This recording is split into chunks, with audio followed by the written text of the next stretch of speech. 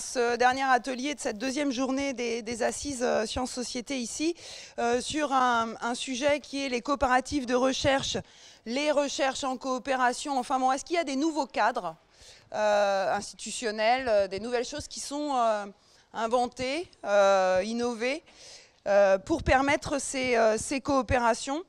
Alors on a pas mal d'intervenants. Ils vont se présenter au fur et à mesure qu'ils auront la parole. Donc on a Delphine Valade, voilà, elle se lève, elle a bien fait, de l'université Paul Valéry, donc moi-même, Geneviève Fontaine, de l'Institut Gaudin et de la SCIC Tetris, Laurence Cloutier de Cooperative School et aussi du LABEX SMS de Toulouse. On a aussi Anne Jacquelin pour la Fabrique des territoires innovants.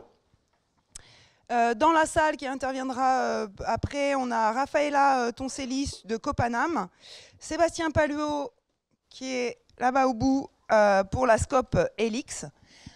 L'objectif, on va le voir, on a bien sûr, c'est un processus d'agrégation de différents ateliers qui avaient été proposés. Donc on a travaillé et construit ensemble cet atelier à partir de propositions qui étaient différentes au départ. Et on est arrivé à 3 questions. Et on va demander aux différents intervenants qui prennent la parole, et avec un temps limité, pour qu'il y ait du temps pour le partage avec la salle, de voir comment ils peuvent répondre, ou en tout cas amener des éléments de réflexion sur ces 3 questions au travers de leur expérience personnelle ou des projets qu'ils mènent. Ces 3 questionnements sont, en premier, est-ce que les coopératives de recherche ou les pôles territoriaux de coopération économique peuvent être considérés comme des structures ou des cadres susceptibles de permettre l'éclosion de projets de recherche hors université, mais en lien avec l'université. Donc on est parti sur la complémentarité et pas sur l'opposition. Est-ce que ça permettrait aussi d'offrir un cadre alternatif et complémentaire donc à la recherche telle qu'elle est organisée aujourd'hui dans le milieu académique? Et dernière question, qui est pour nous la plus importante, quelle posture cela induit-il de la part des acteurs et des chercheurs? Est-ce qu'il y a des choses qui sont repérées par rapport à ça? Alors, on va donc commencer par une série de témoignages minutés. Et ensuite, des témoignages dans la salle s'il y a d'autres expériences, d'autres coopératives de recherche présentes ou d'autres pôles territoriaux de coopération économique ou d'autres formes qui n'ont pas été référencés, ou en tout cas qui ne sont pas apparus dans la préparation de cet atelier. Et puis, on essaiera aussi de dégager des éléments pour monter en généralité, peut-être au fur et à mesure de la construction des échanges de paroles. Bonjour à tous. Donc, je vais me présenter, je vais essayer de tenir les 10 minutes. Et puis, si j'explose les 10 minutes, il faut me le dire avant. Les 8, d'accord, 8 minutes.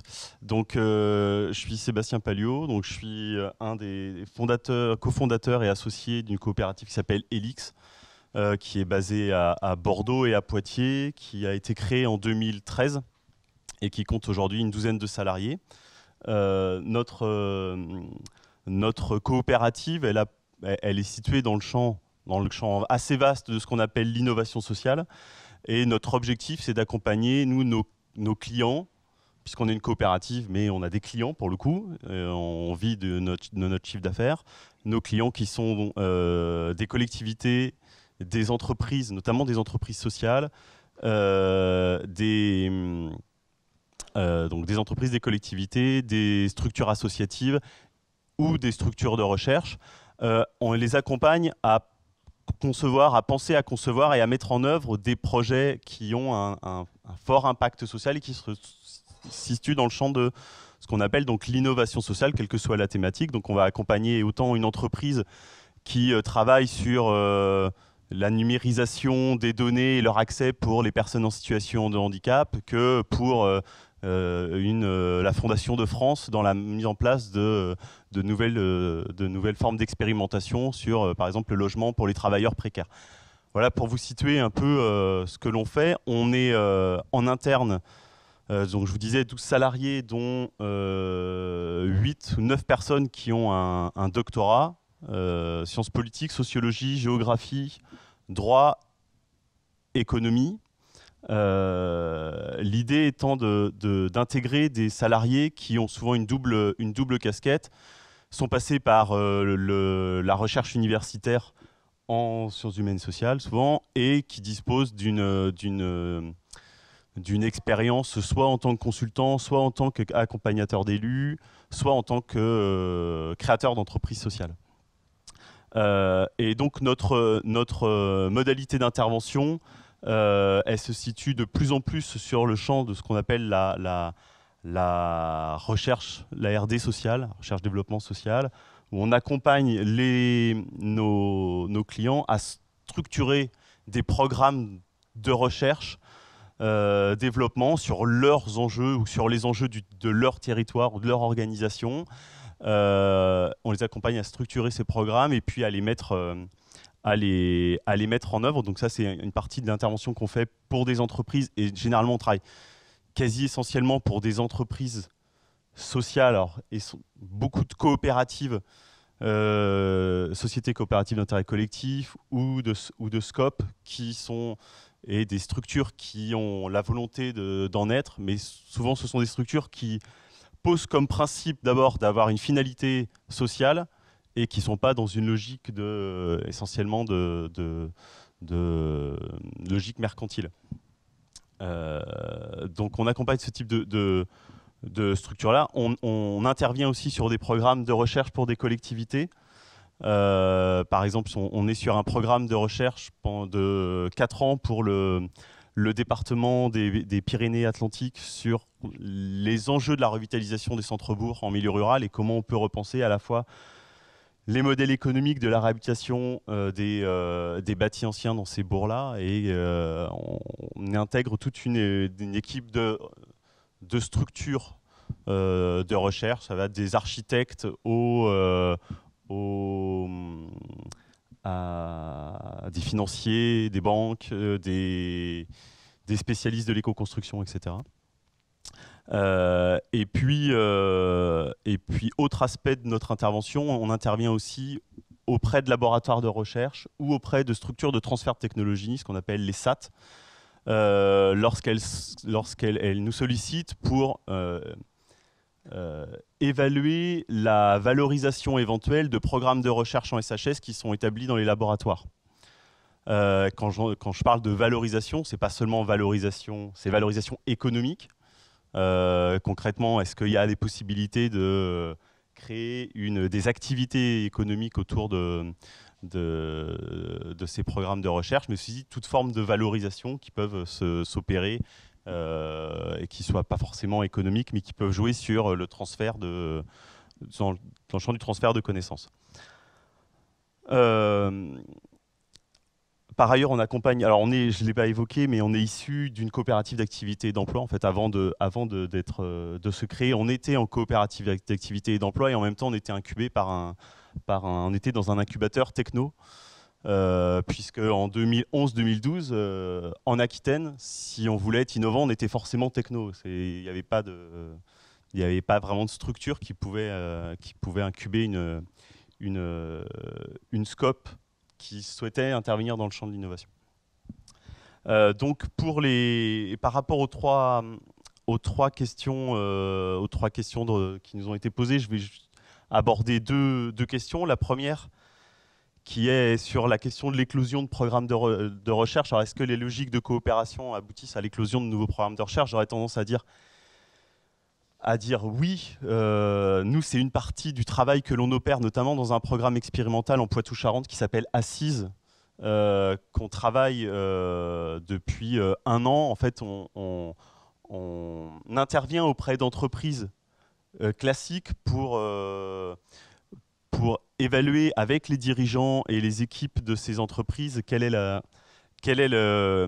sont le potentiel d'innovation sociale et comment, en réalité, ces organisations pourraient répondre à un certain nombre d'enjeux territoriaux ou sociétaux. Et on les accompagne à structurer ces programmes et à faire le lien avec les laboratoires de recherche. Nous, notre intérêt, c'est pas tant de faire en sorte que les entreprises aujourd'hui, quelque part, elles viennent créer leur département de recherche, mais qu'elles s'appuient sur les laboratoires de recherche et sur les recherches existantes en SHS pour construire leurs objets de recherche et pour trouver les matériaux nécessaires au développement de leurs nouveaux services Donc, je dirais que là-dessus, les logiques de coopération telles que nous, on les vit, c'est plutôt entre nous, les entreprises, quelles qu'elles soient, enfin, souvent on est sur des entreprises sociales parce que ça leur parle plus, mais quelque part, quel que soit leur statut, et puis les laboratoires de recherche. Après, en termes de posture et en termes de problématiques auxquelles cela renvoie, bon, il y en a plusieurs. Celle qui nous saute aux yeux, c'est la difficulté de faire rencontrer les acteurs socio-économiques et les acteurs de la recherche, notamment en sciences humaines et sociales. C'est parfois très compliqué. Il y a quand même des jeux d'appréhension qui sont assez forts. D'une part, pour le chef d'entreprise, parce que souvent, il y a l'idée de se dire, voilà, surtout, venez pas me parler de chercheurs, j'ai un programme de R&D, j'ai la volonté d'avancer assez vite et on va perdre 1 an et 2 ans à se questionner et j'aurai pas les réponses au bout. Donc ça, c'est quand même quelque chose qui revient assez souvent dans les discussions que nous, on peut avoir. Du côté des chercheurs, il y a l'appréhension aussi d'être instrumentalisé par un acteur socio-économique qui n'est pas complètement faux du reste. Et puis, il y a l'appréhension de se dire, mais en fait, dans la production de la recherche, quelle est la part qui va être valorisée, qui potentiellement va m'échapper en tant qu'acteur de la recherche. Donc cette difficulté d'associer acteurs socio-économiques et acteurs de la recherche, elle est importante. Nous, c'est notre travail d'être un peu, à essayer d'être à l'interface, à la médiation entre ces deux types d'acteurs. Et je pense qu'un élément qui est très important dans cette logique-là, c'est bien d'analyser quels sont les intérêts mutuels et réciproques qu'ont notamment les acteurs socio-économiques et les acteurs de la recherche à coopérer et à dépasser leurs intérêts immédiats pour concevoir des programmes qui soient intéressants. Parce que pour éviter d'être dans la seule logique de coopération parfois opportuniste et à très court terme. Alors, bonjour à tous, mon nom est Laurence Cloutier. Moi, je peux témoigner d'une expérience de la création d'une coopérative de recherche en sciences humaines et sociales à Toulouse. Alors nous, notre lien avec la recherche, il est complètement intrinsèque à la démarche dans la mesure où nous sommes 8 cofondateurs, dont la plupart jeunes docteurs issus du laboratoire de sociologie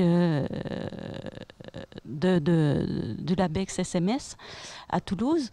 Donc, au départ, c'est un petit peu pour répondre à la pénurie de postes de maîtres de conférences avec des jeunes docteurs qui ont envie de s'impliquer, qui ont envie de faire de la recherche, peut-être quitte à le faire de manière différente. Donc, c'était un petit peu pour répondre à cette demande.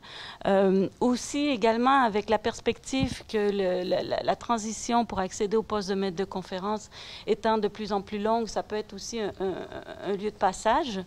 Donc, on avait... et il se trouve que parmi les cofondateurs, des thèses avaient été soutenues sur la création d'entreprises, sur la recherche d'emploi, sur des porteurs de projets innovants, etc. Donc, on était très sensibilisés à la démarche, au processus de création d'entreprise. Et suite à des discussions, on se disait c'est quand même dommage en sciences humaines et sociales de pas bénéficier des dispositifs de soutien à la création d'entreprises qu'on constate chez les incubateurs, dans le milieu des startups, dans l'écosystème de l'innovation.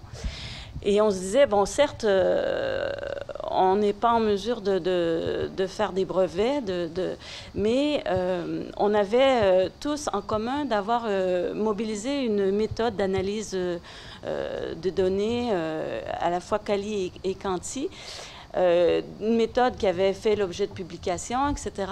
Donc, d'un commun accord, on a signé une convention de valorisation avec le laboratoire pour en se disant, voilà, on va dupliquer cette méthode sur différents terrains et en lien avec le laboratoire. Donc, on a signé cette convention de valorisation en espérant, avec celle-ci, d'obtenir le fameux statut de jeune entreprise universitaire, donc en se présentant comme une structure innovante. Et c'était un peu un pari qui a fonctionné. Donc, on était ravis. On a été créé en 2013. Et on s'est installé donc pas très loin de l'université et dans un tiers-lieu. Donc, qui était en plus un objet d'étude. Donc, on a fait connaissance avec toutes les structures qui faisaient partie de ce tiers-lieu. Et c'est comme ça qu'on a pu monter des projets, notamment, excusez-moi, qu'on a pu monter des projets en collaboration avec des makers, avec des designers. Alors, il se trouve que nous, on était tous des sociologues. Pour travailler sur les astuces, l'innovation pour aider les personnes âgées à rester au domicile le plus longtemps possible. Donc, le postulat commun était de dire, voilà, on va s'inspirer, les gens sont innovants chez eux, on va aller les rencontrer. Donc, en tant que sociologue, nous, on faisait les entretiens de longue durée d'observation à domicile. Et puis, on retravaillait avec des ateliers participatifs à l'aide des designers et des makers pour développer des outils. Donc, ça, c'est un exemple de projet qui dérive à la fois de nos compétences liées au laboratoire et qui a quand même posé des questions parce que, voilà, au laboratoire, quand on est dans la même discipline, les choses vont très vite. On n'a pas besoin de s'expliquer la méthode de travail sur le terrain, etc. Et on s'est rendu compte que le fait de travailler avec des gens d'horizons complètement différents, ça demandait un temps d'adaptation quand même assez conséquent pour se mettre d'accord, pour aller de l'avant, etc. Alors, notre modèle économique est encore fragile. On s'appuie beaucoup sur le crédit impôt recherche. On n'aurait pas pu... La structure de SIC est fondamentale dans la mesure où je pense qu'on n'aurait jamais été accepté comme associé au sein du laboratoire avec une SARL. Au niveau culture, ça n'aurait pas passé. Mais au-delà de ça, il y a aussi la possibilité avec une SIC d'avoir différents collèges avec des votes et des participations. Donc, on a un collège scientifique qui est représenté, là où on a des gens qui sont professeurs au laboratoire et qui interviennent. On a un collège des salariés, un collège des bénéficiaires, des associés bénévoles, et puis un collège des partenaires institutionnels, etc. Donc, on se réunit quand même assez régulièrement. Eh ben, bonjour à tous. Alors, c'est intéressant parce que mes deux acolytes de droite que je ne connaissais pas font à peu près le même métier que moi. Donc finalement, ça m'évite de raconter tout ça. Je voulais juste revenir rapidement sur la notion de PTCE, donc de pôle territorial de compétitivité économique, qui sont de coopération économique, pardon. Lapsus, parce que je ne crois pas particulièrement à ce dispositif, mais enfin, ça revient quand même à cette idée de se dire, finalement, le développement économique et l'innovation adviendront par la collaboration avec la recherche, et au départ, effectivement, dans une idée très techno, dans cette idée après qui a amené au pôle d'excellence et compagnie. Et en revanche, nous, on a pu constater avec les territoires innovants avec lesquels on travaille, parce que je viens de la Fabrique des territoires innovants, une société coopérative aussi, que finalement, on pouvait se saisir de ces labels qui n'apportent pas forcément un financement derrière, mais qui peuvent apporter un petit peu d'expertise de la part de certains techniciens sur cette notion de collaboration, coopération territoriale. Donc en fait, nous, on est un peu les enfants de cette histoire-là, mais 20 ans après. Et je pense que ce qui est un peu sous-jacent dans ce que vous dites et qui est sous-jacent à la recherche, surtout en sciences humaines et sociales, c'est de se dire, nous, à la Fabrique, on se dit que le développement économique, pour qu'il soit pertinent et pérenne, il faut qu'il émerge d'abord, non pas d'une idée d'un industriel ou d'un projet de recherche d'un chercheur, mais d'un besoin social. Voilà.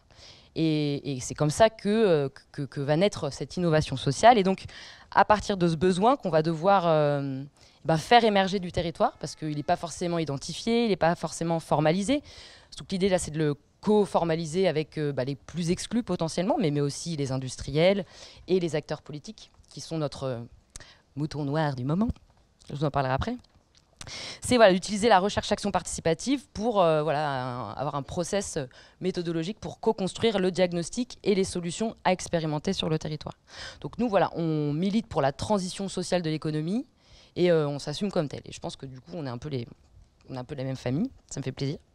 Donc, en revanche, nous, il y a des chercheurs, il y a des designers, il y a des opérationnels à la fabrique, mais on est réaliste, on a de grandes ambitions et on n'a pas les compétences pour nos ambitions. En revanche, ce qu'on a réussi à faire en parvenant nous-mêmes à travailler ensemble, designers, opérationnels et chercheurs, c'est que du coup, on est en capacité d'animer et de faciliter ces acteurs-là sur le terrain. C'est-à-dire qu'on va mobiliser les chercheurs le plus près possible du besoin social, les industriels le plus proche possible du besoin social et les opérationnels, les citoyens, les autonomes. Voilà. Donc nous, on a testé ce modèle pendant 3 ans auprès de 3 territoires innovants, qu'on appelle. Donc un territoire autour de la communauté d'agglomération de Guéret sur le bien vieillir à domicile, en Lozère sur la filière lait, transformation de la filière lait pour création de produits à valeur ajoutée et sur la question du numérique.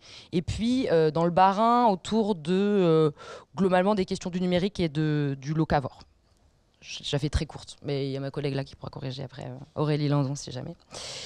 Et finalement, à chaque fois, on a fait cet effort. Donc, par exemple, on a créé une SIC à Guéret pour faire travailler les gens ensemble. Et je pense que la collaboration ne se décrète pas. La collaboration s'outille. On est très matérialiste, on contractualise, on outille, on processe, mais c'est hyper compliqué. Et je vais vous livrer un petit livrable de recherche. Donc, peut-être à l'origine des PTC, on peut comprendre, c'est que quand on est un acteur politique, souvent on est le premier financeur de notre action, parce qu'ils vont lancer un appel d'offres sur l'accompagnement d'un projet collaboratif sur tel secteur économique, où ils vont être prêts à mettre au pot commun tout de suite pour que nous, on travaille pour eux, parce qu'on a besoin de manger. Effectivement, on n'est pas payé par l'université ou par... voilà. Et finalement, le politique, à un moment, fait une promesse de démocratie, et puis à un moment, il a été élu pour trancher, et il y a un moment où il tranche.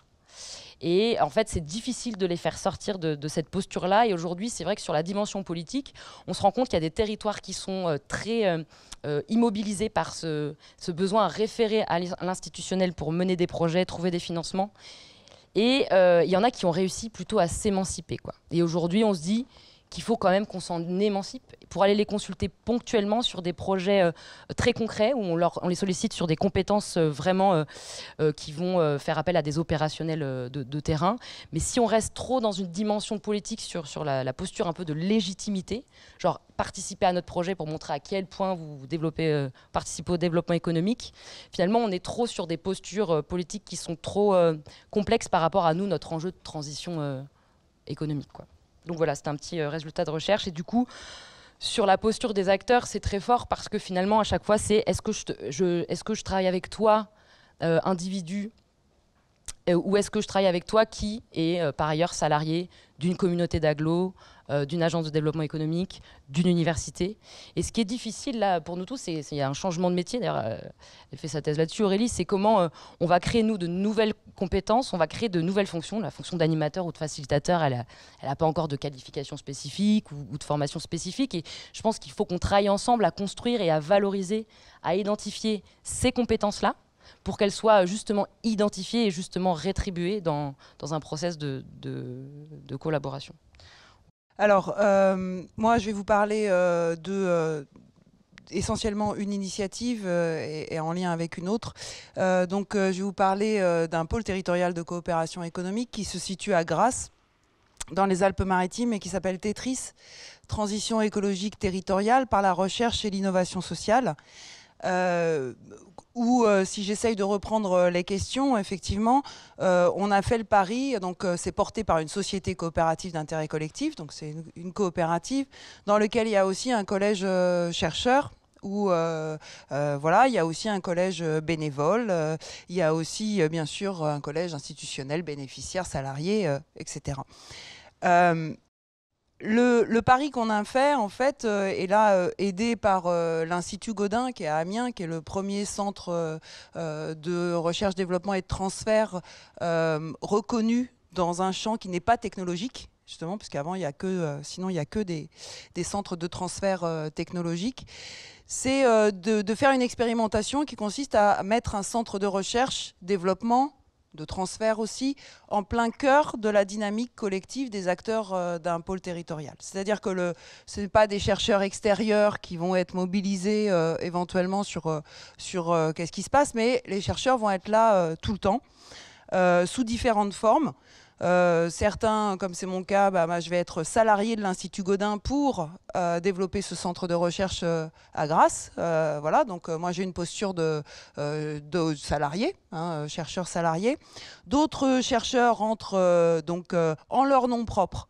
Parce qu'ils, dans la SCIC, qui porte ce pôle territorial de coopération économique, parce qu'ils viennent y chercher une soupape, souvent. Alors, pour certains, ils vont être en fin de carrière et ils cherchent comment je peux prolonger ce travail de recherche en y introduisant du sens.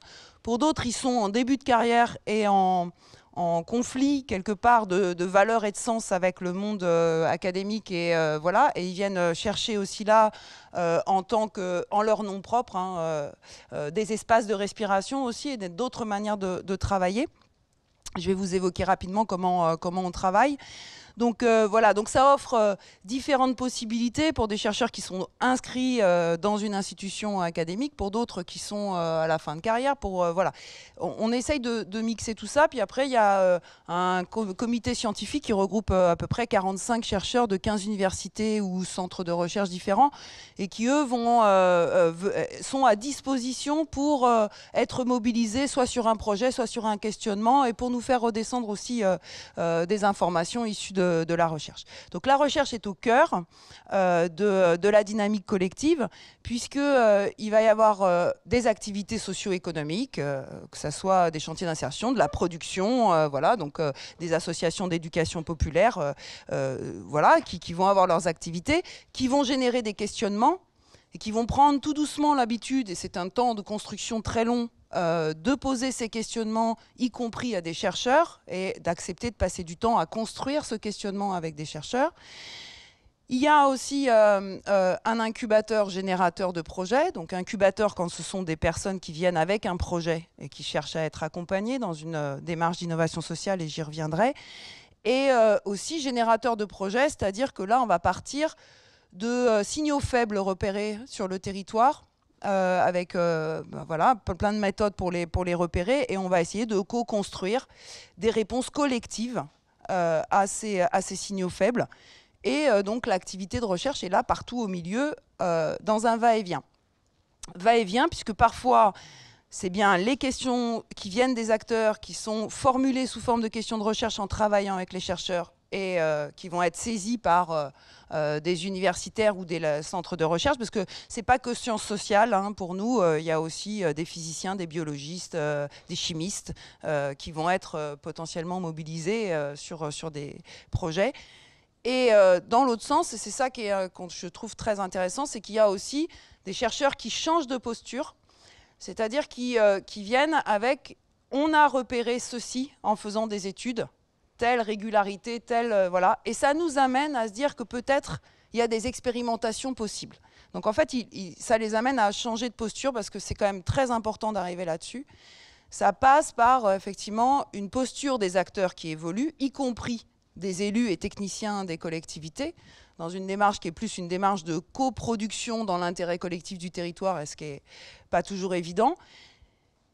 Mais ça se demande aussi un changement de posture des chercheurs, qui doivent abandonner l'idée qu'ils ont une neutralité axiologique, et qu'à partir du moment où ils mettent les pieds chez Tetris, enfin à Tetris ou sur ces projets, ils influencent ces projets. Voilà, il faut que, voilà, et que donc ils assument pleinement le fait qu'ils vont influencer, voire même qu'ils passent à la proposition, à la co-création d'activités. Pour nous, dans la démarche d'innovation sociale qu'on cherche, on ne part pas que des besoins. On part avant tout de l'aspiration sociale, c'est-à-dire du futur souhaitable qu'on souhaite construire sur le territoire, et c'est ça qui est sans cesse re-questionné et repartagé. Et on ne part pas que des besoins identifiés, parce que c'est souvent ce futur souhaitable qui permet de révéler certains des besoins. Donc c'est vraiment ça notre pierre angulaire. Voilà, c'est cette notion d'aspiration sociale dans ce va-et-vient.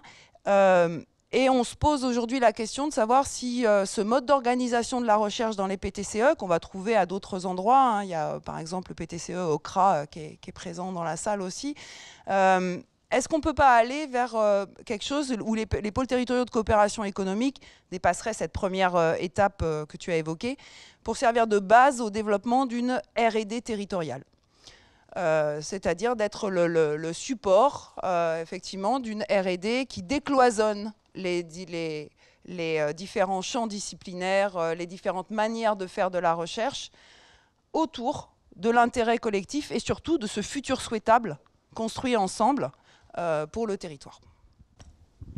Bien.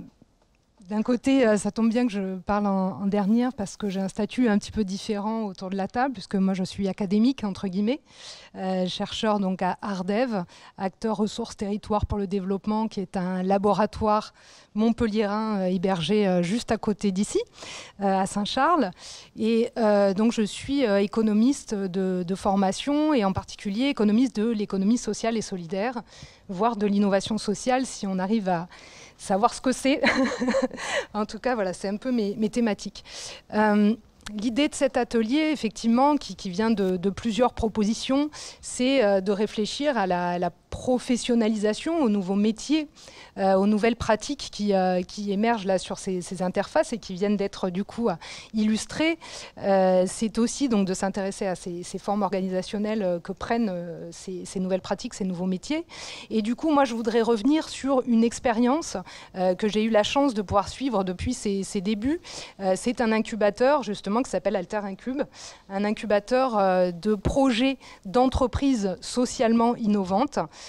Donc a été un des premiers dispositifs en France à accompagner des projets avec cette vocation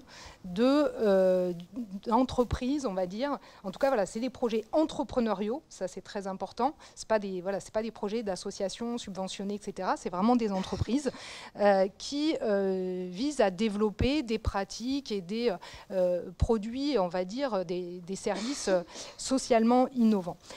L'idée d'Alter Incube, au départ, c'est une triangulaire avec des porteurs de projets, justement, des chercheurs ou des labos, et des filières ou des territoires.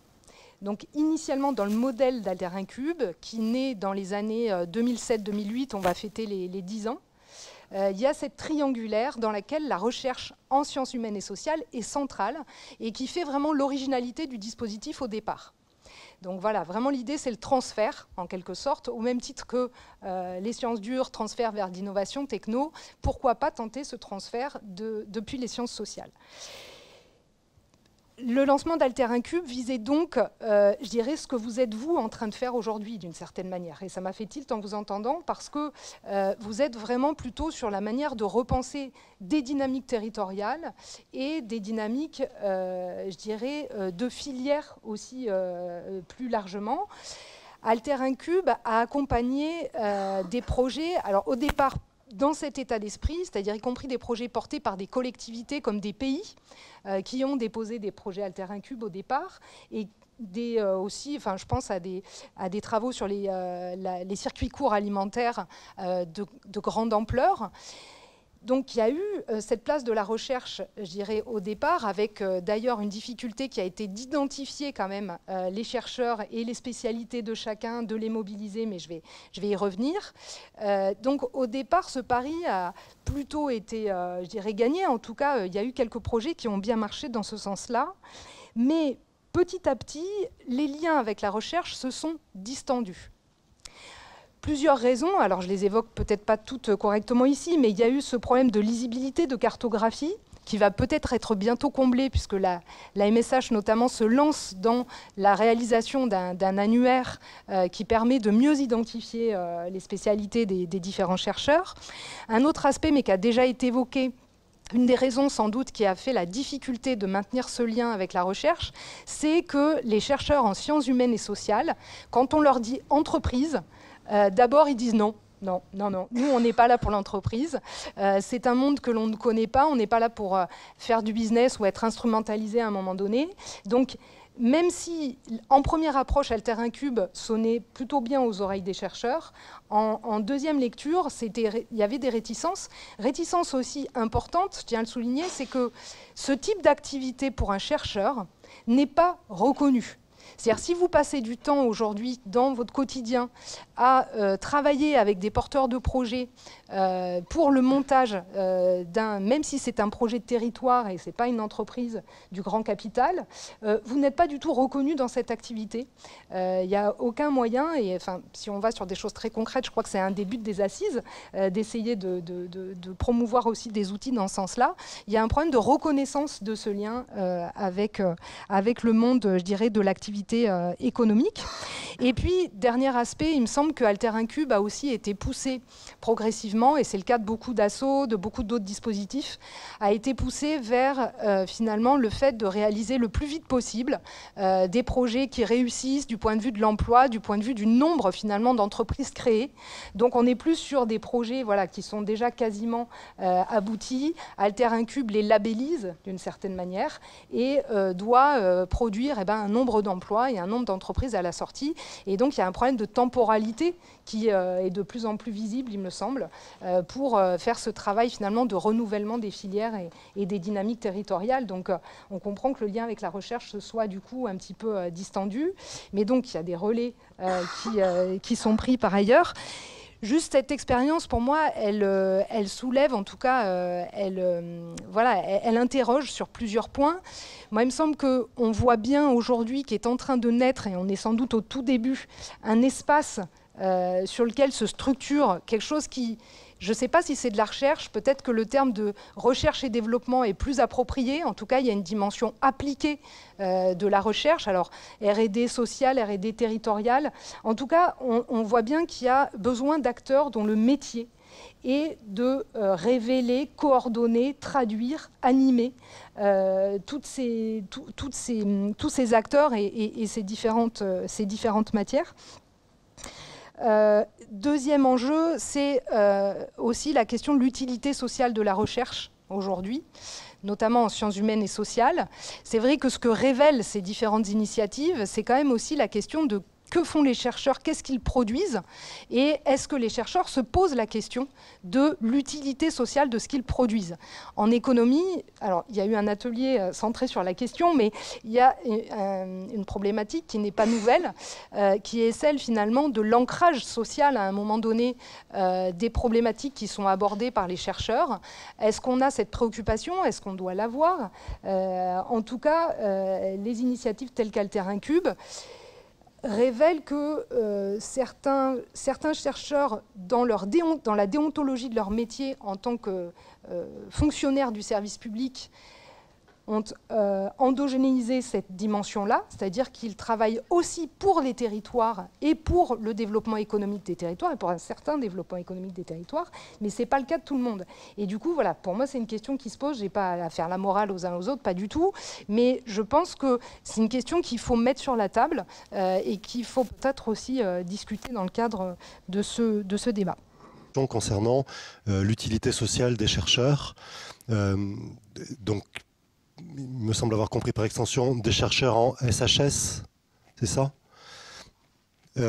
Alors qu'on ne se pose pas la question quand la recherche est mise au service d'entreprises avec une finalité purement mercantile, pour faire simple. Pourquoi cette différenciation? Parce qu'on a du mal à qualifier l'intérêt des SHS tout court? J'avais implicitement en tête les chercheurs en SHS parce que le dispositif que j'ai évoqué s'adressait justement plutôt à ce côté-là de la recherche, puisque du côté des sciences exactes, on va dire, pour dire vite, les dispositifs d'incubation existent depuis très longtemps, mais vous avez tout à fait raison, la question de l'utilité sociale du chercheur se pose tout aussi bien finalement pour le chercheur, pour moi c'est l'appartenance au service public qui est commune, quel que soit, je dirais, le domaine de compétences sur lequel on est. Donc, du point de vue des résultats et de la façon d'utiliser les résultats de la recherche, c'est une question sans doute complètement transversale. Ce qu'a révélé AlterIncube, c'est effectivement, et puis d'autres dispositifs, mais en tout cas, moi, c'est à ce moment-là que je me suis posé la question, c'est vrai que la question du transfert des savoirs qui sont développés par les chercheurs dans les sciences humaines et sociales ne se pose pas du tout de la même manière que dans les sciences exactes. Peut-être parce que la manière dont est structuré le résultat de la connaissance n'est pas le même aussi. Les collègues de sciences dures sont amenés à déposer des brevets. En tout cas, il y a toute une infrastructure pour qu'ils puissent le faire. Les connexions entre le monde socio-économique, on va dire, et les sciences humaines et sociales n'est pas du tout construit de la même manière. Pour autant, la question, voilà, la question des résultats, tout à fait, de la diffusion, de l'appropriation des résultats n'est pas du tout la même, quoi. Ouais, puis je vais te laisser la parole, mais je voulais juste dire que je n'étais pas d'accord avec toi. D'accord, mais très bien. Parce que, non, mais en fait, c'est important. Et quand tu parles de transfert, tu vois, je pense que là-dessus, on n'a pas du tout les mêmes valeurs. Enfin, je pense que le terme est important. Moi, j'estime... On n'en est plus en fait en termes de transfert, et que ce soit en sciences humaines, que ce soit, on parle du CIRAD aussi, ils se remettent en question, là, anciennes institutions colonialistes, le sont-ils toujours? Et est-ce qu'on est encore dans cette dynamique de transfert? Je suis désolée, hein. Ou alors est-ce qu'on se dit, attention, la façon dont on va poser la question et le protocole de recherche qu'on va mettre en place sera différent si c'est pas nous qui posons la question seuls. Donc, et ça vaut pour les sciences de l'univers autant que pour les sciences humaines. Donc, je pense que c'est une question de posture, ça c'est une question politique fondamentale qui traverse toutes les disciplines. Je te laisse la parole. Merci. Cette question du transfert, j'étais curieuse de voir comment vous l'envisagiez ou non, c'est-à-dire comment vous envisagiez ce que vous faisiez en termes de transfert ou en d'autres termes, sachant que là, alors d'une part on parle de sciences humaines et sociales, mais d'autre part, on parle de logique de rencontre entre des acteurs qui viennent de différents mondes et avec de la production de connaissances qui se fait à l'interface entre différents régimes de production de savoir, pour prendre des termes que là je reprends directement de discussions qu'il y a eu à la journée agroécologie tout à l'heure, avec des questions plus autour de la collaboration.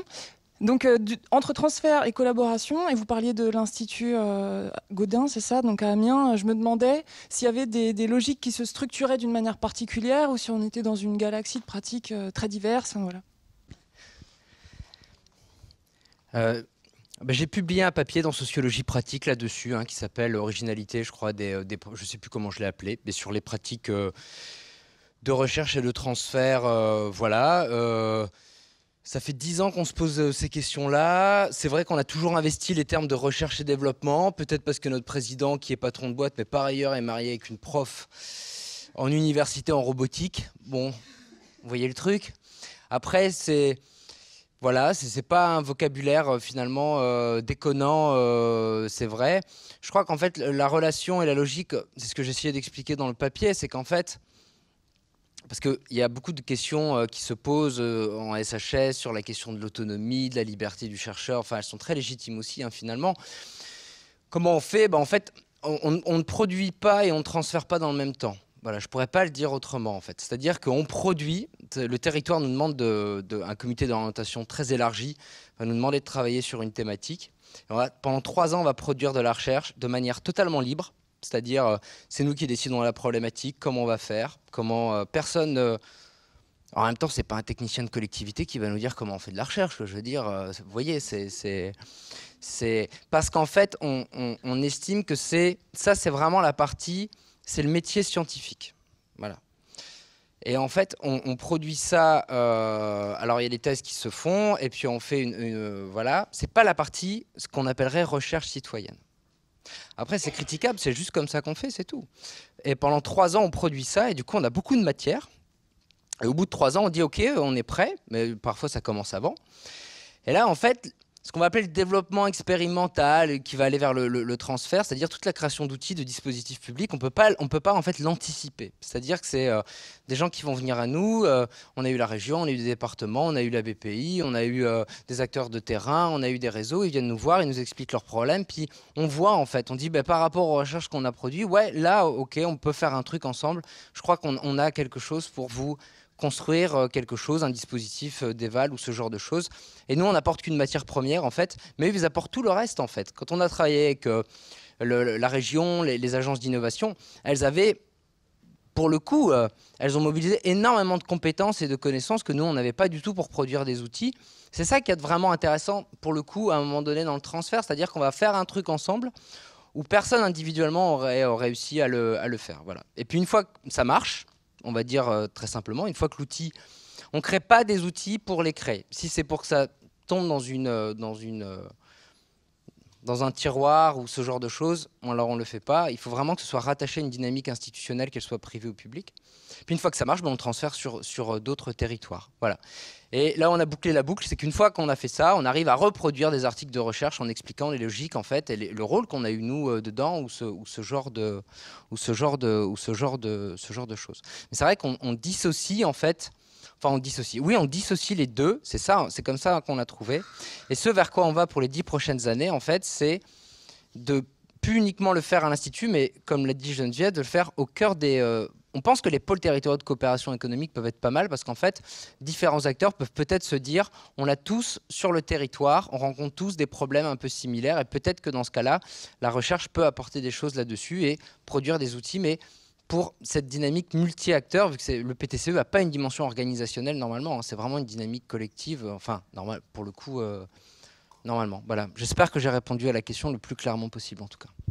Une des motivations de la création de School, ça a été justement de pallier à ce problème du milieu académique où ce travail, cet investissement hors académique n'est pas du tout reconnu. Donc, et là, on a des jeunes docteurs qui ont toutes les compétences et qui ont envie de faire ce travail un peu différent. Enfin, et quand on a fait ce projet avec des makers et des designers, un des acteurs qui a aidé à structurer, parce qu'il y a eu la rencontre, il y a eu l'engagement, puis après, pour structurer ce projet, l'Agence de l'innovation a été un vrai appui pour nous. Bonjour, Claire Brosseau, je porte un projet de tiers-lieu sur le territoire de Lyon-Saint-Étienne, mais il y a 4-5 ans. Il y a 4-5 ans, j'ai contribué à structurer la valorisation des sciences humaines et sociales à l'Université de Lyon. Et à l'époque, j'écrivais moi aussi des choses autour de valoriser l'innovation sociale et responsable, nouveaux défis pour le XXe siècle. Je me mettais du point de vue de l'université, en fait. Et aujourd'hui, plus le temps passe, et c'est une des raisons aussi qui a fait que j'ai été cofondatrice de ce tiers-lieu désormais, c'est que je pense que le modèle descendant du transfert qui part des résultats de la recherche vers le monde socio-économique, il est plus efficient comme il l'a été auparavant, et parce qu'il a été calqué sur le modèle des sciences dures, d'une part, pour ce qui est des SHS en tout cas. Et moi, je crois beaucoup plus à la résilience des territoires contributifs en recherche, et notamment à la dynamique désormais, à la dynamique des tiers-lieux, des Fab Labs, et à la capacité, ça c'est ce dont j'espère, ce que j'espère, à la capacité de l'université de prendre en compte ces dynamiques-là. Aujourd'hui, c'est difficile. C'est d'autant plus difficile en France que la transférabilité de la recherche en sciences humaines et sociales n'a jamais été internalisée au sein de l'université, contrairement au Québec, où on a des sociétés de transfert, et des sociétés de liaison, etc. Et c'est même pire en France, c'est que les directeurs des établissements, les responsables des universités nous disent « Ah, vous créez une association ou vous créez une coopérative ». Non, c'est pas possible, ça nous échappe, on veut pas. Et donc, c'est compliqué aujourd'hui de créer ces passerelles-là. Ça fait appel à plein de sujets qui ont été débattus dans d'autres ateliers. Et ça m'amène à une question peut-être aux 3 personnes qui font de la valorisation des SHS, quels sont vos liens avec l'institution? Je parle au niveau des décideurs en particulier, et comment vous arrivez à avoir une légitimité aujourd'hui avec le monde des communes, des directeurs d'établissements, des sociétés de valorisation, etc. L'écosystème de l'innovation qui n'est pas du tout propice à la valorisation des SHS. Ça a été un vrai combat. Mais en fait, finalement, comme nous, c'est une université des SHS et qui a quand même une cellule de valorisation et qui sont à la recherche d'initiatives, de projets, on a quand même senti, on a quand même eu un appui pour essayer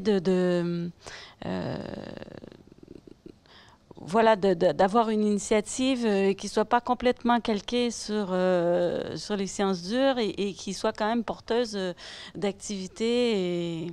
Donc, on a réussi à avoir cette convention avec le laboratoire et par la suite, ça a été très long et il a fallu l'investissement de quelqu'un qui était justement en charge de la propriété intellectuelle pour que l'université accepte de prendre une part dans la société school et qui soit partie prenante du projet et que l'idée qu'on puisse enrichir une méthode qui a été initiée dans le laboratoire d'une manière différente, qu'elle soit portée par un acteur autre, soit acceptée. Donc, à la première AG, voilà, on a eu le responsable de valorisation de l'université qui était là et qui nous a soutenus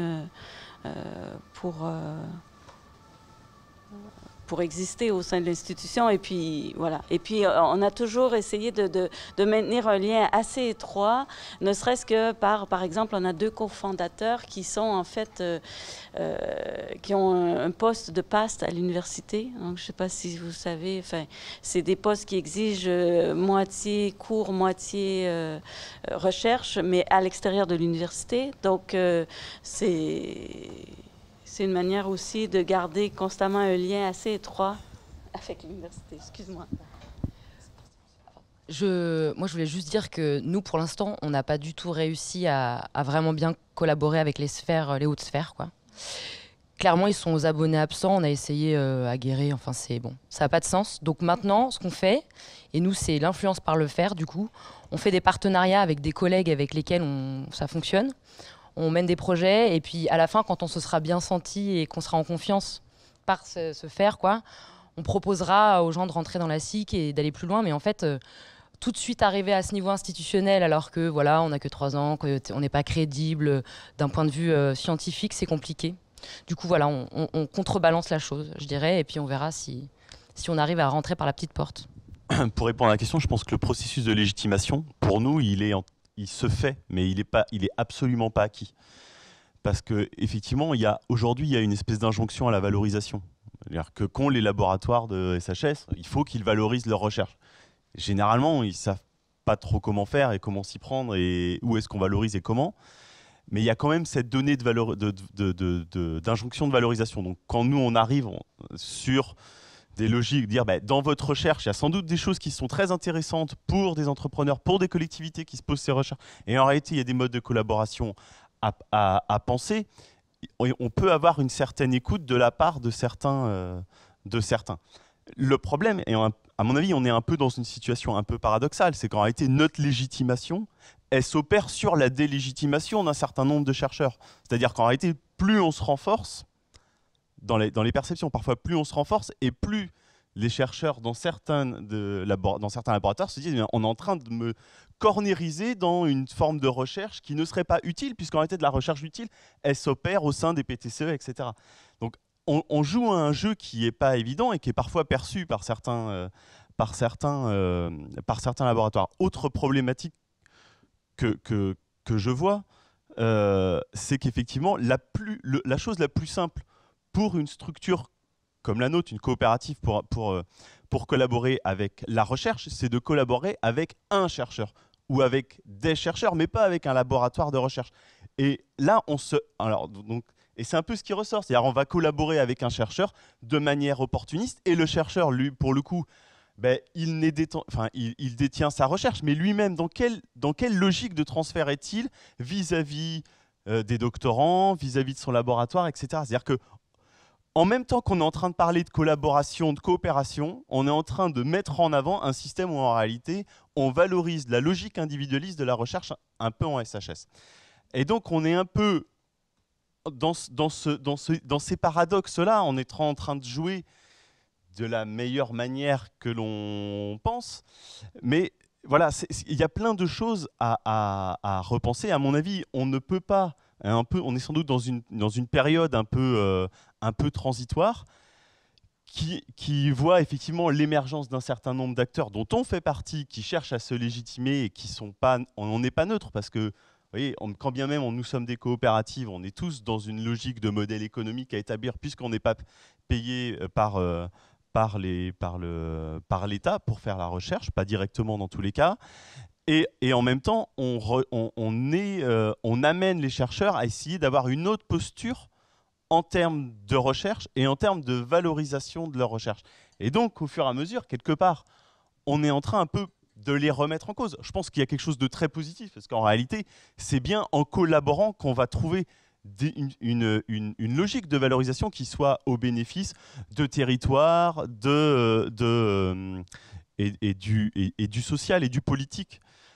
Mais effectivement, pour l'instant, ça se heurte quand même à un certain nombre d'intérêts personnels et corporatistes que je peux complètement entendre, mais qui font qu'effectivement, on vient nous voir plutôt, à mon sens, parce qu'aujourd'hui, on se dit « Ah oui, on ne fait pas quelque chose, donc ça serait intéressant qu'on aille par là », plutôt qu'en se disant « Ah oui, c'est super ce qu'ils font », et donc on va leur faire confiance pour valoriser les recherches qui sont établies en SHS. Il y a un jeu qui s'opère un peu. Alors moi, je vais prendre le contre-pied, en fait, dans la manière de construire la légitimité, alors, avec deux constats. D'abord, c'est vrai qu'aujourd'hui, la loi sur les sociétés coopératives d'intérêt collectif prévoit très bien le cadre d'intervention des collectivités locales dans les SCIC, leur donnant le droit d'être à la fois sociétaire, financeur, enfin avec un cadre légal. Et il n'y a rien qui prévoit le cadre formel, légal, d'intervention d'autres opérateurs publics, dont les laboratoires de recherche. Ce qui fait énormément d'incertitude pour les laboratoires de recherche. Si on rentre dans la SCIC, alors est-ce que ça voudra dire qu'on ne pourra plus jamais faire de partenariat de recherche pour répondre à un appel à projet, parce qu'à ce moment-là, on serait dans un conflit d'intérêts. Enfin, il y a plein de choses qui sont comme ça, qui ne sont pas tranchées. Donc une des préconisations, c'est vrai que moi j'aurais tendance à faire, c'est demander un cadre légal, puisqu'il y a eu la construction d'un cadre légal pour les collectivités locales qui peuvent à la fois être sociétaires d'une SCIC et en même temps financeurs et avec des règles. Pourquoi pas imaginer cette construction d'un cadre légal aussi pour que les laboratoires de recherche puissent rentrer en toute sécurité aussi dans cette nouvelle forme, ces coopératives de recherche, ou en tout cas sous forme de SCIC, y compris si ça suppose de limiter la partie de redistribution des bénéfices, voire de la supprimer. Je veux dire, peut-être c'est une des conditions pour que les laboratoires de recherche, et à ce moment-là, ça voudrait dire le choix pour la SCIC de savoir à quel niveau elle place la recherche. Est-ce que c'est au cœur de son projet et donc elle est prête, les gens qui créent la SCIC sont prêts à renoncer à la distribution des bénéfices et à tout mettre en réserve impartageable parce que la recherche c'est le plus important pour eux au cœur, ou alors de choisir que la recherche c'est un des éléments de la dynamique de production que met en place la SCIC et que peut-être ils ne choisissent pas. Voilà, donc que ça tranche au moins les choses. Sur Tetris, dans la côté pratique, en fait on a renvoyé au collectif. Justement, on n'a pas voulu s'adresser à des chercheurs individuels, et c'est qu'à chaque fois, on demande à ces chercheurs de faciliter l'organisation d'une présentation de Tetris, du mode d'organisation de la recherche, des possibilités de discussion avec l'équipe des laboratoires. Et donc, on va intervenir dans les laboratoires qui réunissent leur équipe de recherche pour présenter de façon à ce que l'opportunité ou l'envie ou etc. puisse aussi être générée, que ça ne soit pas réservé qu'à des chercheurs qui nous ont trouvés ou qu'on est allé trouver. Et donc on renvoie au collectif. Mais par contre, on n'a toujours pas de laboratoires de recherche qui sont sociétaires de Tetris. Mais quand on a un laboratoire du CNRS avec lequel on travaille beaucoup, c'est le laboratoire du CNRS, le GREDEG, qui est partenaire de Tetris. Ce n'est pas... Alors, ça passe par des chercheurs qui vont être mandatés suivant les sujets. En fait, le laboratoire va dire, bah, là, c'est plutôt ces trois-là. Et nous, on demande est-ce qu'ils ne soient jamais seuls. En fait, que ça ne soit pas un chercheur qui soit désigné, mais que ça soit à chaque fois 2, 3, mais que ça soit pour que ça puisse revenir au collectif du laboratoire de recherche. Mais ça, c'est une construction. Et pour l'instant, ça ne passe pas sous forme de convention formalisée ou tout ça. Mais voilà, nous, la solution qu'on a, enfin, en tout cas qu'on expérimente, c'est de renvoyer aussi au collectif de chercheurs que représente le laboratoire. Merci. Bah, déjà, je suis tout à fait d'accord avec toi et avec cette dernière intervention du besoin d'un cadre juridique. Je pourrais témoigner aussi de la manufacture coopérative a eu exactement les mêmes problèmes pour des laboratoires de recherche qui voulaient devenir associés. Mais bon, ça c'est autre chose. Mais je voulais revenir en fait sur la question du transfert. Et la question, en fait, qui est, pour moi est fondamentale ici à ce congrès, à ces assises, qui constitue vraiment à dire qu'est-ce que le chercheur apporte à la société civile. Donc la question vraiment de dire quel est le lien entre le monde de la recherche et la société civile. Et donc voilà, il y a eu plusieurs hypothèses pendant les autres ateliers aussi, donc de choses qui ont été évoquées comme en fait l'idée est-ce que le chercheur doit apporter des solutions, des réponses, est-ce qu'il doit aussi travailler sur comment faire passer la pilule entre guillemets quand il doit restituer des données. Et je voulais revenir un pas en arrière en fait sur la question de la méthode.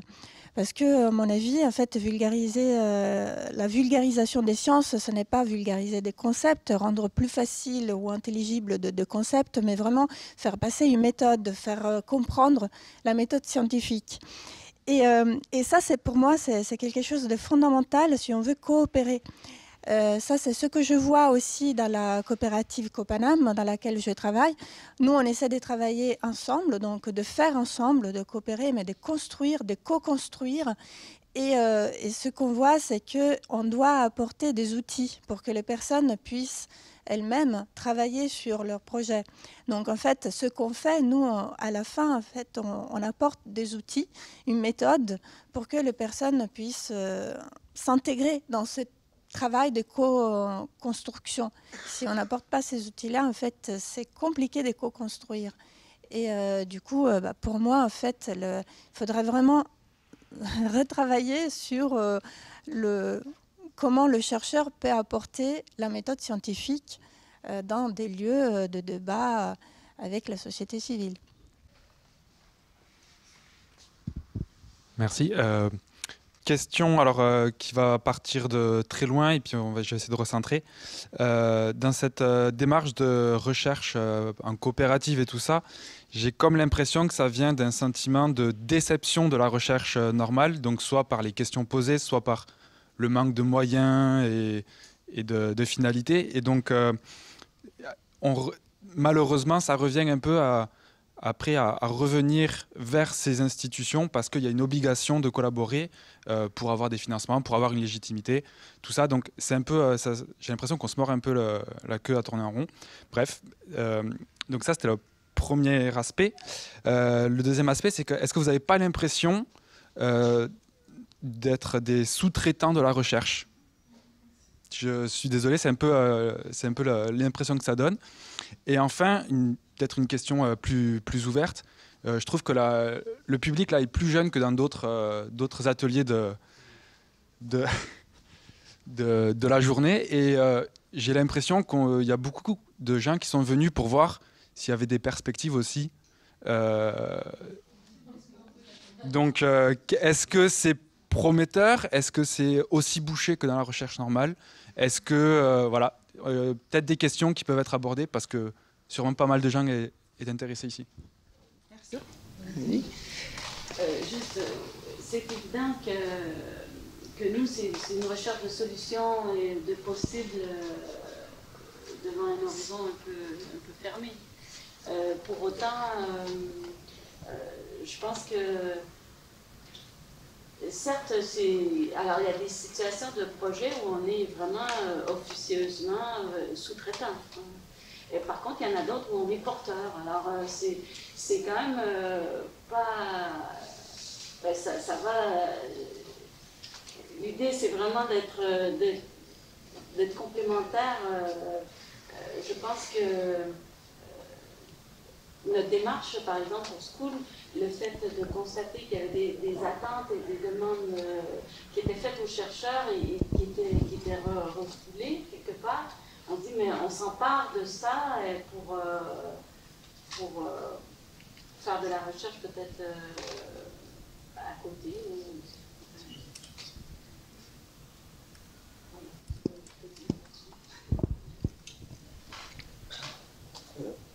Non, je me souviens plus de la première question sur la question de la sous-traitance de la recherche. Nous, on n'aura pas cette perception-là, parce qu'on est nous, quand on intervient auprès de soit d'entreprises, soit de collectivités qui ne vont pas chercher forcément des laboratoires de recherche publics. Et on se dit, je vais passer plutôt par un laboratoire de recherche privé en coopérative pour éviter éventuellement la perception de désavantages qu'ils auraient avec des laboratoires publics. Donc, soit on est dans ce cas-là et il n'y a pas de sous-traitance, c'est-à-dire en fait on fait à côté de la recherche différente, soit on est dans un système où on est le point de jonction entre l'acteur socio-économique et le laboratoire de recherche, mais comme nous on regarde plutôt, en règle générale, on part plutôt un peu comme vous, la question des besoins, des aspirations sociales, etc., on est plutôt à répondre à la demande de l'acteur socio-économique que l'acteur de la recherche. Donc je pense qu'on ne se situerait pas dans cette logique de sous-traitance. Après, sur la troisième question, et après peut-être qu'on me redira quelle était la première, je ne me souviens plus, une qui était intéressante. Sur la question des débouchés, j'allais dire oui, aujourd'hui il y a quelque chose, on voit bien qu'il y a quelque chose qui se structure, on ne va pas se mentir, la Fabrique des territoires innovants, c'est quoi, 2013, 2014 peut-être 2014, 2013, 2013, hein, et la Cité Suisse, c'est 2015. 2015.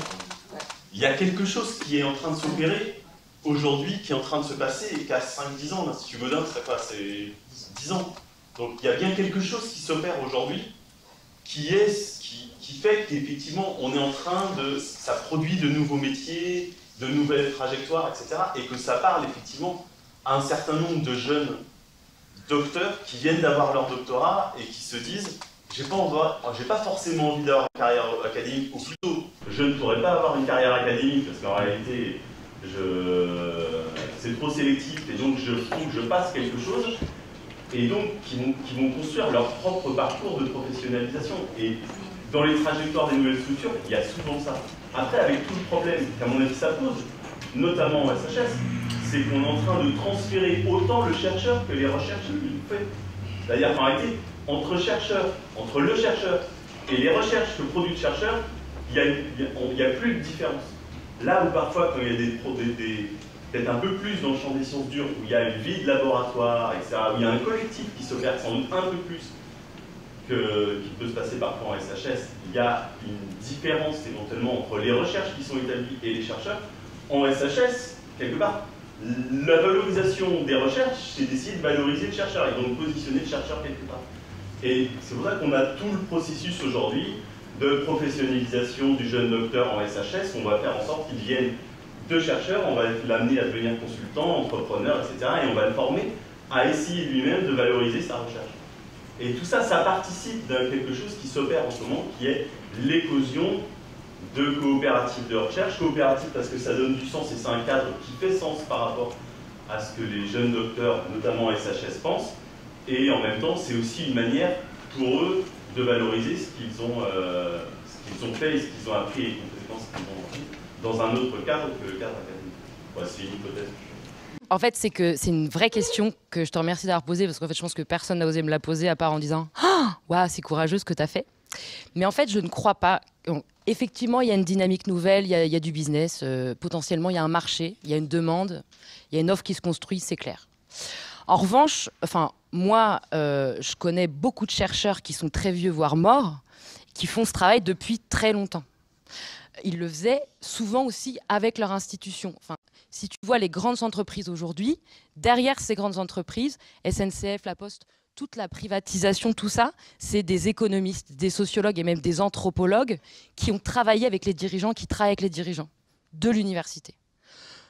Donc, je pense qu'il y a quelque chose, et qu'il y avait des sociétés par ailleurs. Je veux dire, ça fait très très longtemps, par exemple, que Polytechnique fait du conseil dans les entreprises avec des chercheurs qui ont créé des structures à part. Donc, il ne faudrait pas non plus croire qu'on réinvente l'eau fraîche. Autre chose, je pense qu'il y a une différence entre les objets de recherche qui appartiennent à l'université, au sens où, par la nature même de l'objet, il ne peut qu'être dans l'université. Et pour ça, l'université doit être. Et le CNRS doit changer pour se maintenir, un peu tel qu'il est. Je ne sais pas si c'est très clair ce que je dis. En revanche, il y a une formalisation de ces interstices. Et par exemple, moi, mon objet de recherche, celui d'Aurélie, il est intrinsèque au fait de ne pas être dans l'université, puisque nous, on travaille sur la collaboration des acteurs et la coopération territoriale. Donc, si tu veux, le fait de vivre, on fait de l'observation participante rémunérée. Et ça, c'est formidable. C'est-à-dire que toutes les questions matérielles, contractuelles, réglementaires, on fait de la recherche dessus. Et on est obligé de faire de la recherche transdisciplinaire. C'est-à-dire que, de toute façon, ce ne sera pas un sociologue qui va scoltiner la question. Et que pour l'instant, les laboratoires de recherche, ils n'ont pas réussi à faire ça. Donc, il y a une gouvernance à construire, c'est clair. Mais je pense que les trois choses sont nécessaires, c'est-à-dire l'université telle qu'elle est, avec les chercheurs tels qu'ils sont, nous, des chercheurs dans l'action, tels qu'ils existent d'ailleurs au Canada depuis longtemps, et puis j'imagine qu'en fait, il y a beaucoup de choses qui existaient comme ça sans se formaliser, et le côté plus entreprise, quoi. Et que c'est bien, on ose prendre la parole, et dans l'université, et dans l'entreprise. C'est plutôt bon signe. Juste un mot, parce qu'effectivement, les questions étaient pertinentes, mettent un peu les pieds dans le plat d'une certaine manière, disent les choses très, très directement. Du côté des étudiants, je suis tout à fait d'accord avec la remarque qu'a fait Sébastien, c'est-à-dire du côté étudiant, on a quand même une montée en niveau d'un nombre de plus en plus important d'étudiants qui aspirent à aller jusqu'au doctorat. Et du coup, il y a un dispositif qui est totalement relié à ce dont on parle, qu'on n'a pas évoqué encore, mais qui est le dispositif CIFRE, qui pose toute cette question aussi de l'ambiguïté entre la professionnalisation et les méthodologies de la recherche. Demander aux gens qui font des CIFRE, je sais qu'il y en a dans Copanam notamment, il y en a dans pas mal de structures maintenant de l'économie sociale, dans le monde associatif, dans les collectivités aussi, c'est extrêmement difficile de trouver un positionnement qui permette l'administration de la preuve tout en étant dans des formes de recherche-action. Et là, on est pile sur finalement les frontières que l'on évoque entre ces différentes méthodologies. Mais comment, moi je crois aussi que le marché se construit aujourd'hui parce qu'il est poussé par ces étudiants, par ces brillantes personnes qui ont fait des études, qui s'intéressent à des choses et qui veulent finalement le transformer en métier et qui trouvent des interstices pour le faire. Est-ce que ça va tenir le choc? Est-ce que effectivement il y a la notion d'innovation sociale qui fleurit d'un peu partout va faire pchit à un moment donné parce que effectivement il y a des choses qui sont pas du tout nouvelles là-dedans, mais il y a aussi des modalités de l'action publique qui appellent aujourd'hui quelque chose qui, pour moi, n'est pas de la recherche, encore une fois, à proprement parler, peut-être de la R&D, en tout cas, toute cette animation, cette révélation, cette traduction qui est faite là par des gens qui, par contre, ont cette vision large, renseignée, cultivée sur des éléments très, très, très larges. Dernière chose, pour dire qu'il y a aussi la question des consultants, qui est à la frontière des métiers dont on parle et qui peuvent être un petit peu menacés d'une certaine manière par les structures que vous représentez. Entre chercheurs, recherche et développement, consultants, la frontière peut être mince. Et le risque dans le contexte dans lequel nous sommes, c'est effectivement qu'on nous pousse vers une forme de privatisation, marchandisation, pour que même la recherche aille chercher aussi de l'argent finalement sur des prestations, y compris vers les collectivités, etc., pour faire entrer à l'université. Nous, on le sent très fortement. Très fortement. Il faut aller chercher de l'argent privé aujourd'hui ou de l'argent de commande publique. Je trouve que ce qui se dit et ce qui se révèle est tout à fait important dans l'optique du colloque, ou des assises. C'est-à-dire que sciences-société, ce dont on parle là et ce qu'on observe, c'est que sur le champ, en particulier SHS, qui est quand même la moitié des forces de recherche du pays, public, c'est pas 1 parmi 10, c'est la moitié.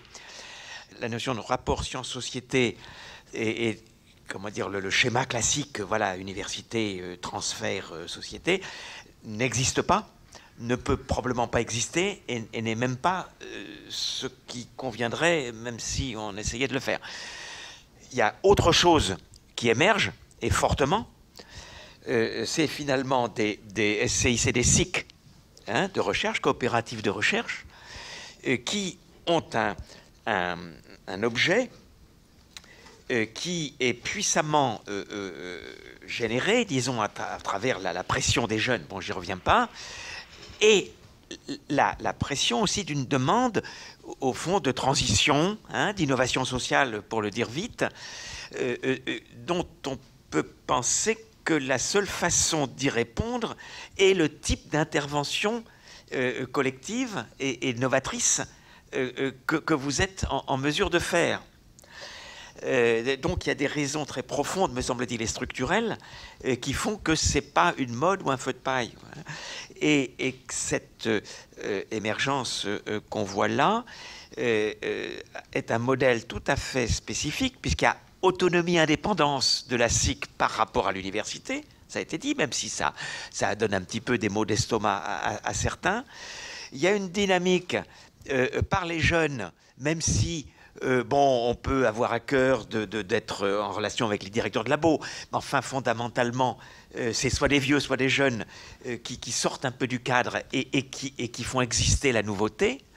Et moi, il me semble, et j'arrête là, dans notre optique, et puis y compris Alice, donc nouvelle forme sciences-société, en voilà une, et pas des moindres, puisque à la clé, c'est quand même la question de la réalité des SHS dans la société et des modalités de l'innovation sociale. Ben, c'est quand même peut-être la chose la plus importante en ce moment, bon, qu'on puisse imaginer comme devoir faire, et bien qu'on puisse répertorier, et il y en a déjà plusieurs exemples, les éléments de facilitation importants pour que le modèle puisse se généraliser. On a déjà mentionné dans la loi sur les SIC faire une place explicite pour la recherche. On a parlé des chiffres, on en parlera demain, et là il y a peut-être aussi des choses à ajuster. Et plus généralement, moi je crois que ces assises pourraient avoir comme résultat de lister les éléments de facilitation que, par votre expérience, vous jugez utiles, en sorte qu'on puisse un petit peu changer d'échelle. Oui, vous avez complètement raison de dire que la valorisation des sciences humaines date d'il y a très longtemps. Tous les exemples que vous avez donnés, il me semble quand même qu'il y a une spécificité aujourd'hui qui est due à une sorte d'injonction de la participation à la collaboration dans les formes d'innovation. C'est qu'aujourd'hui, les SHS elles sont quand même beaucoup mobilisées vers de l'ingénierie collaborative et non plus seulement vers de l'expertise métier comme auparavant. C'est-à-dire qu'avant, on intervenait sur des thématiques pointues, beaucoup sur la ville, voilà. Et alors qu'aujourd'hui, c'est plus de l'ingénierie ou de la facilitation à la collaboration qui est sollicitée. J'ai l'impression qu'on va vers une confrontation ou une remise en cause, et moi ça me ferait vraiment mal parce que je pense aussi qu'il y a énormément de maîtres de conf et de profs comme Delphine. Je pense à Anne Laby qui fait des trucs incroyables sur l'habitat participatif, et je parle même pas de Florence Janicatrice sur les questions d'indicateurs, qui ont énormément en fait d'action là-dessus. C'est juste qu'en fait, on ne le voit juste pas parce qu'on n'a pas du tout le système de valeur et de valorisation qui permet, et les bonnes paires de lunettes pour le voir. L'HCERS, pour l'avoir vécu dans le centre de recherche auquel je suis affilié, a des modalités d'évaluation sur le lien avec le territoire. Franchement, on le voit le vendredi à 17 h quand il faut rendre le rapport à 8 h du matin le lundi, quoi. C'est vrai que c'est contenu, mais dans le système universitaire tel que c'est pensé aujourd'hui, ça n'est pas valorisé. Quand j'ai passé ma qualif au CNU, j'ai pas mis les dizaines de conférences que j'ai données auprès des acteurs. J'ai uniquement laissé toutes celles des colloques scientifiques. Ah, mais je les ai tous retirées, surtout. Ah, mais voilà, il faut surtout pas les mettre. C'est pas que, du coup, ce que je veux dire, c'est pas que ça n'existe pas. Et je pense qu'en fait, il faudrait pas être en frontal, parce que je pense que c'est des choses très différentes. Je pense qu'en fait, il y a beaucoup de choses qui se font aussi, mais par les MCF et les professeurs d'université. Mais encore une fois, tant que le système de valorisation ne permettra pas de le rendre visible, eh ben, on aura l'impression en fait, que ça n'existe pas, tout simplement. Enfin, je suis tout à fait d'accord. Je pense que en faisant le lien avec les deux interventions, c'est aussi que... je suis d'accord sur le fait qu'en ce moment, on mobilise énormément les SHS sur des questions de méthode, et notamment sur le champ de l'innovation sociale, et on ne vient pas les chercher sur l'amélioration de la proposition de valeur, en fait. Donc, ça pose un problème de reconnaissance des SHS qui, parfois, sont positionnés comme... le petit plus par rapport à des lectures un peu classiques, c'est le petit plus par rapport à un projet entrepreneurial. On va faire venir les SHS, puis comme ça, il y aura une lecture de comment le processus a été mené. Alors qu'en réalité, on pourrait très bien penser les SHS comme étant porteurs de vraies réponses, enfin de réponses, mais en termes de concept, de conceptualisation, etc. Il y a une richesse qui s'opère dans les laboratoires et effectivement qui n'est pas vue, c'est pas qu'elle n'est pas pensée, c'est qu'elle n'est pas vue, elle n'est pas assumée. Et là, il y a quelque chose à faire du côté des universités. Parce qu'effectivement, sinon, on va être dans la confrontation de deux modèles. Et l'idée, et le pire, c'est qu'on risque, nous, d'être un peu le cheval de Troie des fossoyeurs de l'université. Parce qu'on va dire, il y a les bonnes coopératives de recherche qui font la recherche utile socialement. Et puis, l'université, on ne sait pas trop ce qu'ils font. Et l'objectif, c'est pas ça. C'est bien... De valoriser ce qui se fait dans les universités. Il y a des choses très très bien ce qui se fait, c'est juste qu'il faut donner à voir de ce qui se fait très bien dans les universités à travers aussi parfois des modes de collaboration qui s'opèrent avec des acteurs qui en soi vont pas aller directement vers les laboratoires et vers les chercheurs. Dans le cas de ces assises, est-ce que ressortir avec... pourquoi une expérimentation en fait, qui fait partie d'une démarche scientifique ne serait pas tout simplement possible, de façon à pouvoir objectiver tout ce que vous avez pu échanger, que ça puisse être effectivement cette expérimentation un objet de recherche en tant que tel, pour voir ce que ça donne réellement. Puisque là, on entend, y compris la nôtre, hein, moi je suis le gérant de Tetris, c'est empirique. Alors on est content, mais c'est empirique. C'est bien l'empirisme, mais on pourrait peut-être essayer d'aller plus loin. Et après, en tant qu'acteur, je me pose quand même une question. C'est de savoir si on peut continuer à faire de la recherche quand on est engagé dans les activités elles-mêmes. De ce que j'ai pu constater, faire de la recherche, c'est avoir le temps de lire, c'est avoir le temps de croiser, c'est avoir le temps de perdre du temps. Et quand on est dans une coopérative, il faut qu'on bosse, il faut qu'on produise. Et je me demande à partir de quel temps le stock de connaissances accumulées par un doctorant qui va rentrer dans une coopérative de recherche ne va pas s'épuiser et comment on peut transformer ce stock en flux pour que le chercheur reste un chercheur. Effectivement, ça touche l'expertise des métiers et sur la co-construction. Je sais que nous, on a eu des difficultés, c'est-à-dire que on avait des makers qui disaient « Oh, qu'est-ce que j'aimerais aller faire des entretiens et l'observation participante. » Et on disait quand même, ça c'est notre métier, c'est notre rapport, etc. Et on avait trouvé une solution de contournement en disant « Vous venez, vous nous accompagnez, c'est nous qui sommes... leader sur cette partie-là, et puis les ateliers, c'était plutôt les designers, et là, on avait des observateurs, nous, on venait en observateur, et ça décuple ainsi le temps pour chacun, et c'est compliqué, effectivement, là, on n'arrivait plus à tout suivre et à tout, arriver à tout co-construire, donc à un moment, c'est vrai que c'est compliqué, là. Alors, si on rassemble, on a questionné sans y répondre. Mais complètement, effectivement, l'émergence de nouvelles formes de professionnalisation ou de construction de parcours, on a plutôt professionnels, autour de la recherche, mais qui mettraient en jeu aussi de nouveaux types de métiers, de l'animateur. On a parlé aussi, donc tu nous as dit tout à l'heure, des révéler, donc une capacité à révéler, à coordonner, à animer, tout ça, ce serait, puis on pourrait donner plein d'autres verbes, qui seraient des nouveaux métiers qui pourraient être éventuellement des débouchés, mais avec la question de savoir jusqu'à quel point on reste chercheur, et dans sa posture, et dans le temps qu'on peut y consacrer. On a vu que la forme coopérative permettait effectivement d'ouvrir des champs des possibles, mais qu'en même temps, elle questionnait la pratique de recherche, et aussi bien à l'intérieur des universités que dans les coopératives où il y a, et que ça peut poser effectivement tout un champ de questions qui mériterait d'être étudié. On a vu qu'il y avait des positionnements différents, des places différentes de la recherche dans les différentes initiatives qui ont été présentées ou relayées par la salle, ou en tout cas, voilà, que la recherche peut être pas forcément toujours dans la même posture et la même place, et que donc là aussi ça ouvre un champ des possibles très, très diverses, et qu'au travers de ça, on a interrogé, on est arrivé à s'interroger sur qu'est-ce que la recherche et quelle est sa valeur, son utilité sociale, en particulier sur les SHS. Donc quand on rentre par le champ de nouveaux métiers, en fait on refait le tour complet des assises, quoi, c'est ce qu'on a dit.